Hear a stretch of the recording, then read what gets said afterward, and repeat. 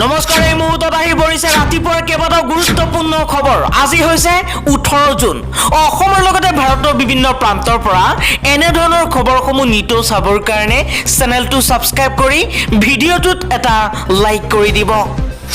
এই মুহূৰ্তত জনাইছো এটা ব্ৰেকিং নিউজ।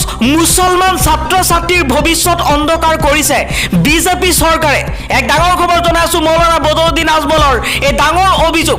মুছলমান ছাত্ৰ ছাত্ৰীৰ ভৱিষ্যত অন্ধকাৰ কৰিছে হিমন্ত বিশ্ব শৰ্মাৰ চৰকাৰে। শিক্ষাৰ ক্ষেত্ৰত চৰকাৰে এনেকুৱা কৰিলে কেনেকৈ আগবাঢ়িব মুছলমান শিক্ষাৰ্থী?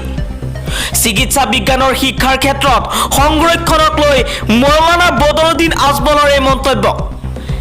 NRI শিতানত 10% সংৰক্ষণৰ সিদ্ধান্ত লৈছিল ৰাজ্য চৰকাৰে। চৰকাৰে এই সিদ্ধান্ত উঠাই লওক বুলি দাবী জনাইছে মৌলানা বদৰুদ্দিন আজমলে। মুছলমান শিক্ষাৰ্থীক আধুনিক শিক্ষা দিয়াৰ কথা কৈছিল হিমন্ত বিশ্ব শৰ্মাই। হিমন্ত বিশ্ব শৰ্মাই কৈছিল যে মুছলমান সংখ্যালঘু শিক্ষাৰ্থীয়ে সংখ্যালঘু ছাত্ৰ ছাত্ৰী ডক্টৰ হ'ব লাগিব, ইঞ্জিনিয়াৰ হ'ব লাগিব।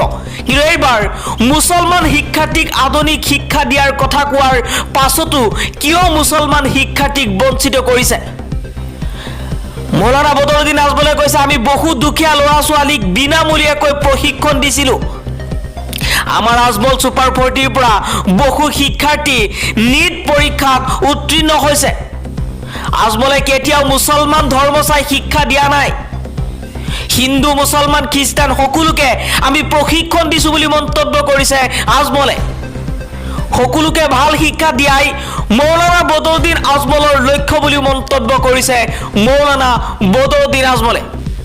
লগতে মৌলানা বদৰুদ্দিন আজমলে কৈছে, শিক্ষা সকলোৰে বাবে সমান, জাতি ধৰ্মৰ কথা ইয়াত নাহে। পৰৱৰ্তী খবৰটো হৈছে 20,000 টকাৰ বাবেই হত্যা কৰা হৈছিল জোনালী নাথক। আৰক্ষীৰ জেৰাত আজিবোৰৰ অকপট স্বীকাৰোক্তি। এক ডাঙৰ খবৰ এই মুহূৰ্তত জনাই আছো। এগৰাকী আজিবোৰে 20,000 টকাৰ বাবে হত্যা কৰিছিল জোনালী নাথক। আৰক্ষীৰ জেৰাত এইবাৰ আজিবোৰে এই স্বীকাৰোক্তি দিছে। আন এটা খবৰ হৈছে ৰাজ্যত ভয়ংকৰ বান বিভীষিকা। 13খন জিলাৰ 38,000 লোক আক্ৰান্ত হৈছে বানত। নিশাৰে পৰা মুষলধাৰ বৰষুণৰ ফলতে নেৰানেপেৰা বৰষুণৰ ফলতে ৰাজ্যত ভয়ংকৰ বান পৰিস্থিতি। এই মুহূৰ্তত স্ক্ৰীণত আপোনালোকক দেখুৱাইছো ৰাজ্যৰ বিভিন্ন প্ৰান্তত বিভিন্ন জিলাত প্ৰায় 13খন জিলাত এতিয়া বানৰ বিভীষিকা দেখিবলৈ পোৱা গৈছে। বিভিন্ন ধৰণৰ মথাউৰি ভঙাৰ ফলতে এতিয়া বহু অঞ্চল পানীৰ তলত ডুব গৈছে। ৰাজ্যৰ ভয়ংকৰ বান বিভীষিকা এতিয়া ৰাজ্যৰ বিভিন্ন প্ৰান্ততে বিপদ সীমা পাৰ হৈ এতিয়া বিভিন্ন অঞ্চল পানীৰ তলত ডুব গৈছে। পৰৱৰ্তী খবৰটো হৈছে দেশৰ গৌৰৱ মল্ল যুঁজাৰুসকলক ন্যায় প্ৰদানৰ দাবীত ৰাজ্যপালক সাক্ষাৎ সৌধ অসম প্ৰগতিশীল নাৰী সংস্থা। ৰাষ্ট্ৰপতিলৈ 10 সহস্ৰাধিক স্বাক্ষৰযুক্ত স্মাৰক পত্ৰ প্ৰেৰণ কৰা হৈছে। প্ৰতিনিধি দলটোত ৰাজ্যিক সম্পাদিকাৰ উপৰি ভাৰতী দেৱী, ৰাহিল মুণ্ডা, যোগমায়া বাউৰীয়ে অংশগ্ৰহণ কৰে। প্ৰতিনিধি দলটোৱে ৰাজ্যপালৰ ওচৰত দেশৰ গৌৰৱ মল্ল যুঁজাৰুসকলক ন্যায় প্ৰদান কৰাৰ দাবী উত্থাপন কৰে আৰু মল্ল যুঁজাৰুসকলৰ আন্দোলনৰ ওপৰত বিজেপি চৰকাৰে নমাই অনা আৰক্ষী দমনৰ প্ৰতিবাদ জনায়। আনহাতে অসমত নাৰী সমাজৰ ওপৰত ভয়াৱহভাৱে বৃদ্ধি পোৱা ধৰ্ষণ, হত্যা, নিৰ্যাতন পৰিস্থিতি, য'ত নেকি জোনমণি ৰাভাৰ দৰে উঠি অহা এগৰাকী সাহসী আৰক্ষী বিষয়াই প্ৰাণ দিবলগীয়া হৈছে, এই সম্পৰ্কতো প্ৰতিনিধি দলটোৱে গভীৰ উদ্বেগ প্ৰকাশ কৰে আৰু নাৰী সমাজৰ নিৰাপত্তা নিশ্চিত কৰিবলৈ ৰাজ্যপালক পদক্ষেপ ল'বলৈ আহ্বান জনায়। আন এটা খবৰ হৈছে ধৰ্ষণৰ গোচৰত আদালতত আত্মসমৰ্পণ AIUDFৰ বিধায়ক নিজামুদ্দিন চৌধুৰীৰ। নিজামুদ্দিন চৌধুৰীয়ে লাভ কৰিছে জামিন। ধৰ্ষণৰ গোচৰত অভিযুক্ত AIUDFৰ বিধায়ক নিজামুদ্দিন চৌধুৰীয়ে শনিবাৰে হাইলাকান্দি জিলাৰ স্থানীয় আদালতত আত্মসমৰ্পণ কৰিছিল। হাইলাকান্দি জিলাৰ ন্যায়াধী আদালতে এই গোচৰত বিধায়ক চৌধুৰীৰ জামিন আবেদন মঞ্জুৰ কৰে। উল্লেখ্য যে শুকুৰবাৰে হাইলাকান্দি জিলাৰ ন্যায়াধী আদালতে AIUDFৰ বিধায়কগৰাকীৰ বিৰুদ্ধে গ্ৰেপ্তাৰৰ পৰোৱানা জাৰি কৰিছিল। জানিব পৰা মতে 2018 চনত এগৰাকী মহিলাই নিজামুদ্দিন চৌধুৰীৰ বিৰুদ্ধে ধৰ্ষণৰ গোচৰ ৰুজু কৰিছিল। বাৰে বাৰে সমন দিয়াৰ পিছতো আদালতত হাজিৰ নোহোৱাৰ বাবে আদালতে চৌধুৰীৰ গ্ৰেপ্তাৰ পৰোৱানা জাৰি কৰিছিল।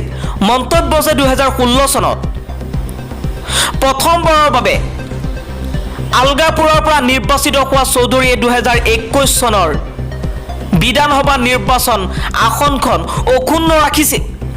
এই মুহূৰ্তত জনাইছো এটা ব্ৰেকিং নিউজ। মৌলানা বদৰুদ্দিন আজমলৰ এইবাৰ খং উঠিছে অসম প্ৰদেশ কংগ্ৰেছৰ সভাপতি ভূপেন বৰাক লৈ। মৌলানা বদৰুদ্দিন আজমলে ভূপেন বৰাক কৈছে, আমি ফাল্টু মানুহৰ কথা নকওঁ, যাৰ লগত 3টা ভোট নাই সেইসকলৰ কথা মই নকওঁ। Thanks to Bhupen Bora. ভূপেন বৰাক উদ্দেশ্য কৰি মৌলানা বদৰুদ্দিন আজমলৰ এইবাৰ খং। লগতে মৌলানা বদৰুদ্দিন আজমলে ক'লে যে যিসকলে হিমন্ত বিশ্ব শৰ্মাৰ গোলামী কৰি আছে সেইসকলক লৈ মোৰ ক'বলগীয়া একো নাই। পৰৱৰ্তী খবৰটো হৈছে পুনৰবাৰ নিয়া আদালতত উপস্থিত অখিল গগৈ। কা আন্দোলনৰ গোচৰৰ শুনানি প্ৰক্ৰিয়া অব্যাহত। 30 জুনত দ্বিতীয়টো শুনানিৰ বাবে নিয়া আদালতত হাজিৰ হ'ব লাগিব শিৱসাগৰৰ বিধায়ক অখিল গগৈ। পৰৱৰ্তী খবৰটো হৈছে বানত ডুব গৈছে লখিমপুৰৰ 22খনকৈ গাঁও। বানত ক্ষতিগ্ৰস্ত হৈছে 23,516 জনকৈ লোক। এটা অতি গুৰুত্বপূৰ্ণ খবৰ এই মুহূৰ্তত জনাইছো। বানে এইবাৰ অসমৰ বিভিন্ন জিলাত এতিয়া ভয়ংকৰ ৰূপ ধাৰণ কৰিছে। যোৱা 4 দিন ধৰি হোৱা প্ৰবল বৰষুণে লখিমপুৰ জিলাৰ বান পৰিস্থিতি অধিক ভয়াৱহ কৰি তুলিছে। প্ৰশাসনৰ তথ্য অনুসৰি 4টা ৰাজচক্ৰৰ অন্তৰ্গত 22খন গাঁৱৰ 23,516 গৰাকী লোক বানত ক্ষতিগ্ৰস্ত হৈছে। জিলাখনত আটাইতকৈ বেছিকৈ ক্ষতিগ্ৰস্ত হৈছে নাওবৈচা ৰাজচক্ৰৰ 11খন গাঁও।